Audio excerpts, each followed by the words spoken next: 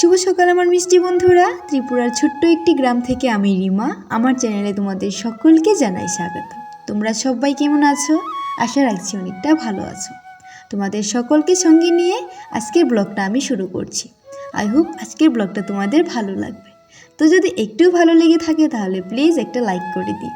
আর যারা আমার চ্যানেলে নতুন বন্ধু আছো প্লিজ আমার চ্যানেলটাকে সাবস্ক্রাইব করে আমার পাশে থেকো। আর যদি আমার কোনো ভুল ত্রুটি হয়ে থাকে আমার ব্লগে তাহলে প্লিজ কমেন্টের মাধ্যমে তুলে ধরো।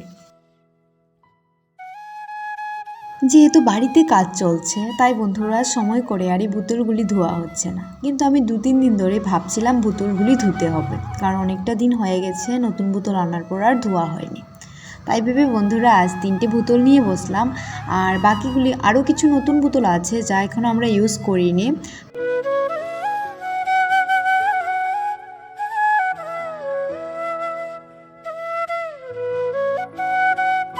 তো বন্ধুরা বাড়িতে যেহেতু কাজ চলছে তাই হাতে হাতে আমিও একটু করার চেষ্টা করি। তো আজ একটু স্টাইল মেরেছি আর কি, যে মাথা একদম পাগড়ি টাগড়ি বেঁধে। তো সত্যি বলতে আমি কিন্তু কাজ করছিলাম না, কিন্তু দেখো গ্র্যাজুয়েশন কমপ্লিট করেও আজ রাজমিস্ত্রিতে যোগ দিলাম। তো এটা একটা মজার বিষয় হলো, কিন্তু অনেকেই করছে বন্ধুরা। আমি ইউটিউবে দেখেছি অনেক মহিলারা আছে যারা রাজমিস্ত্রি করে সংসার চালাচ্ছে, আরও অনেক অনেক পুরুষদের কাজ ওরা করছে। তো এই দেখো আমি কিন্তু এখানে মজা করে করছি, আমি সিরিয়াসলি করছি না। আর এক একটা জিনিসের যা ওজন, ধরো ইট, তারপরে এই যে মশলার যে একটা বালতি, অনেকটা ওজন বন্ধুরা।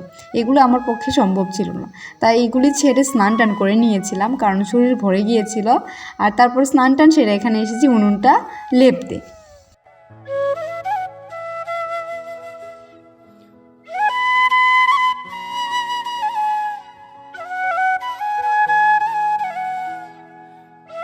রাজমিস্ত্রির কাজ আমার দ্বারা সম্ভব হচ্ছিল না বন্ধুরা, তাই এইসব ছেড়ে আমি ঘরের কাজেই লেগে পড়ি।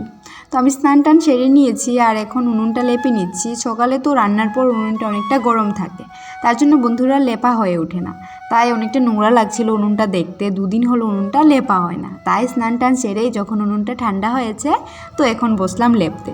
তো আমার দ্বারা তো সম্ভব হয়নি রাজমিস্ত্রির কাজ, হয়তো আমার শরীরে এখন শক্তিটা কম। শক্তি কম আর বেশি যখন যেটা উপরে পড়ে বন্ধুরা সেটা ঠিকই ঠেলে নেওয়া যায়। আর বলে না, ঠেলার নাম বাবাজি। তো বন্ধুরা যদি আমার ভাগ্যে থাকে ওই সমস্ত কাজ তাহলে আমাকে করতেই হবে, শুধু আমার নয়, যারই ভাগ্যে যেটা লেখা থাকে সেটা কিন্তু করতে আমরা বাধ্য। আর তাতে তুমি পড়াশোনা করো বা না করো। শুভ সন্ধে বন্ধুরা। ঘরে এদিকে একটাও কিছু টিফিন নেই বন্ধুরা, তো কি যে খাবো সন্ধে, তো এত কিছু ভাবনা। আর তারপর দেখো এখানে আমি পেঁয়াজ, তারপর লঙ্কা, আদা, রসুন, ধনেপাতা এগুলি কুচিয়ে নিয়েছি।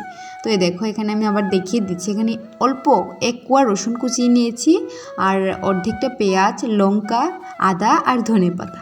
তো ধনেপাতাটা দেখি আমার মাথায় প্ল্যান আসলো যে মুড়িটা মাখানো যাক, কারণ আর ঘরে ডালমুটো নেই, ছানাচুরটাও নেই যে দিয়ে খাবো। তো দেখো আমি কিভাবে মুড়িটা মাখাই।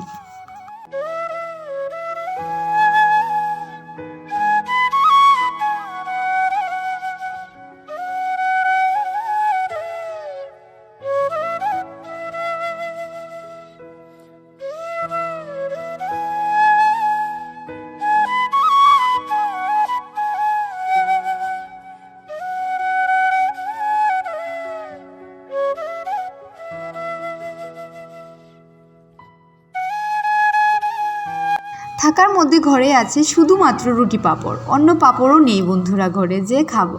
তার জন্য বন্ধুরা 2টো রুটি পাঁপড়ে আমি বের করে নিলাম, এগুলিই ভেজে নেব এখন।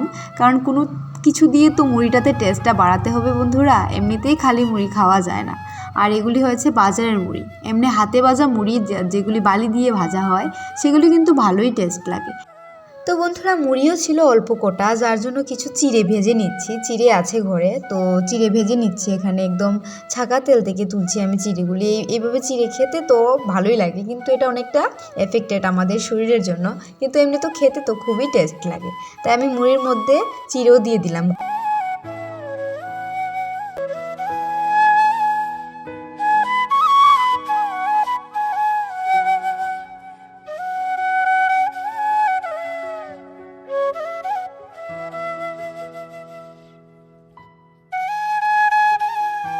তো চলো বন্ধুরা, এখন আমি মুড়িটা মাখিয়ে নেব। তো তোমরা দেখতেই পেয়েছো আমি মুড়ির মধ্যে পাঁপড় আর চিড়ে ভাজা দিয়েছি। তারপর এখানের মধ্যে পাঁপড়গুলিকে ভালো করে হাতের সাহায্যে গুঁড়ো করে তারপর একে একে এর মধ্যে লঙ্কা কুচি, পেঁয়াজ কুচি, আদা কুচি, অল্প রসুন কুচি আর ধনিয়া পাতা দিয়ে দেবো। তো আদা কুচিটা দেওয়ার পর অনেকটা সেন্ট আসে, মুড়ি মাখাতে একদম বাজারে মুড়ি মাখার মতো লাগে, ঝালমুড়ি টাইপের হয় একটা। তারপর এটার মধ্যে হালকা সরিষার তেল দেব আর দেব চিলি ফ্লেক্সের মতো একটা কিছু, মানে আধ ভাঙা করা আর কি, লঙ্কাগুলিকে আধ ভাঙা লঙ্কা, আর দিয়ে দেব বিট নুন। তো এগুলি দিয়েই মাখিয়ে তারপর খেতে কিন্তু বন্ধুরা অসাধারণই হয়েছিল, কারণ যেহেতু আমি পরে ভয়েস ওভার করছি। সত্যি বলতে অনেকটা টেস্ট হয়েছিল আজকের মুড়ি মাখাটা।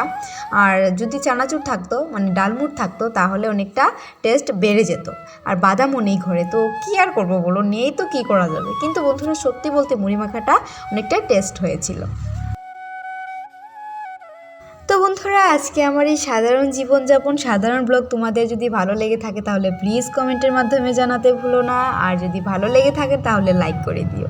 তো আজকের মতো বন্ধুরা এখানেই বিদায় নিচ্ছি, দেখা হচ্ছে নতুন একটি ব্লগের সঙ্গে। ততক্ষণ ভালো থেকো, সুস্থ থেকো।